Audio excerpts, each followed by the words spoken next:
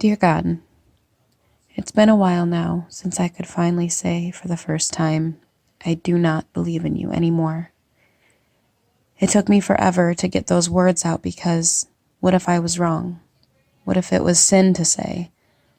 What if I would be turning my back on the only true friend I've ever had? But I did say those words. I do not believe.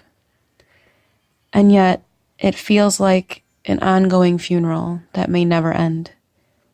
It feels like grief over the loss of a father, a friend, a confidant, a safe place, an unsafe place. Did you know I still catch myself beginning to send prayers to you? Like the other day, when I saw the elderly woman being wheeled into an ambulance after a horrible car accident. I started to call to you to help her, and then I remembered you aren't really there.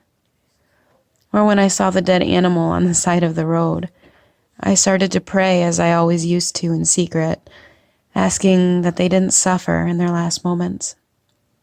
But then I realized you wouldn't hear me. In my moments of pain, my moments of guilt, I realize now I have no one to whom I can seek forgiveness, except myself.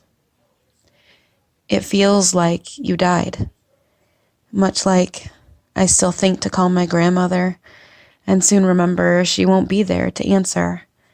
I recall that you too won't be there, and you never were. I mourn not for wasted time, for wasted prayers, or wasted trust. No faith, no matter how misplaced, can ever be a mistake. The only mistake was who I put that faith in. So now, the bigger sorrow and the yet bigger joy, the realization that it is I who has the power to forgive me. It is I who can help others and can hold space for them in times of need.